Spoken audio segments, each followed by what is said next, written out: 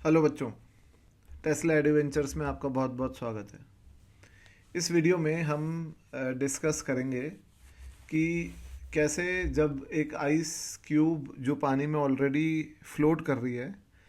वो जब completely melt होती है तो पानी के लेवल पे क्या फ़र्क पड़ता है, ये हम डिस्कस करेंगे यहाँ पर। तो देखिए, सबसे पहले हम देखते हैं कि एक आइस क्यूब ये फ्लोट हो रही है, और सब आप ये भी जानते हैं कि जो डेंसिटी ऑफ आइस होती है वो 0.91 ग्राम पर सीसी होती है, और डेंसिटी ऑफ वाटर जो होती है वो होती है 1 ग्राम पर सीसी। ऑल्दो इस डेटा का यहाँ पर कोई यूज़ आएगा नहीं, पर फिर भी हम लिख दिया हमने जानकारी के लिए। अब अगर इस सिचुएशन की बात करूँ कि आइस क्यूब वाटर में फ्लोट कर रही है, तो इस पे जो बॉयंसी होगी ऊपर की तरफ वो mg को बैलेंस करेगी, और जो बॉयंसी है वो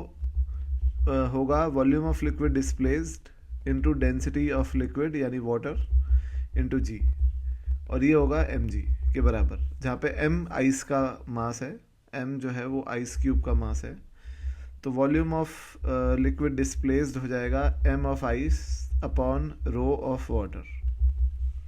तो ये जब आइस क्यूब फ्लोट कर रही है तो इसने इतना पानी डिस्प्लेस किया हुआ है। अब जब आइस मेल्ट होती है, तो अब जो दूसरी सिचुएशन आती है कि व्हेन आइस मेल्ट्स,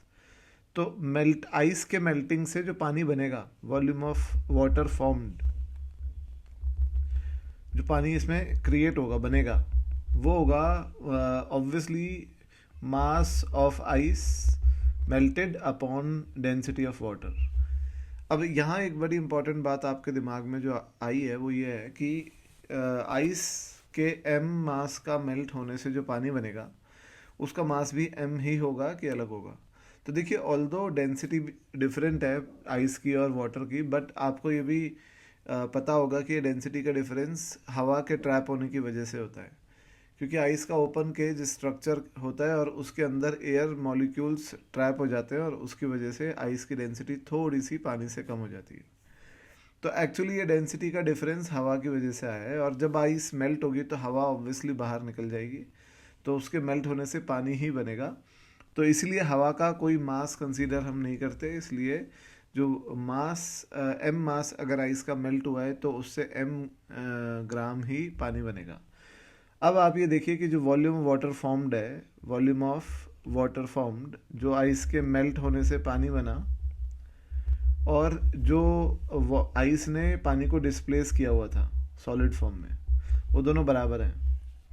यानी जितना आइस ने पानी को शुरू में डिस्प्लेस किया हुआ था उतना ही आइस के मेल्ट होने से पानी बन गया, और इसीलिए वो पानी इस लिक्विड में ऐड होके उतना ही लेवल रहा, लेवल में कोई डिफरेंस नहीं आया। अब इस बात को ऑब्वियसली मैं समझ जानता हूँ कि आप लोग को थोड़ा सा अंडरस्टैंड करने में, हजम करने में थोड़ा प्रॉब्लम होगा, तो मैं आपको आपके तरीके से समझाता हूँ। अब आपके दिमाग में ये बात आ रही है कि ये जो आइस का वॉल्यूम जो लिक्विड के अंदर है, वाटर के अंदर है,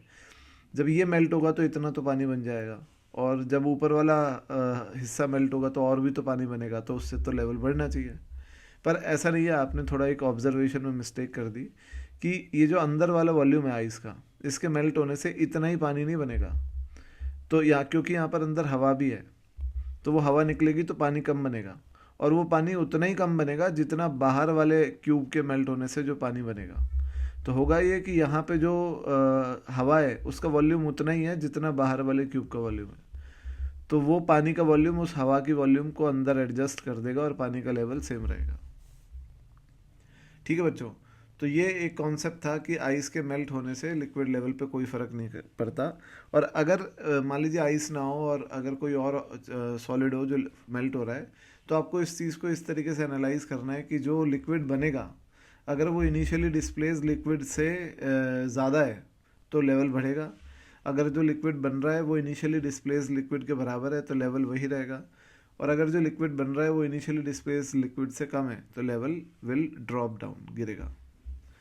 तो इस वीडियो में इतना ही, और नेक्स्ट वीडियो में हम और अच्छे कॉन्सेप्ट्स की बात करेंगे। Thank you.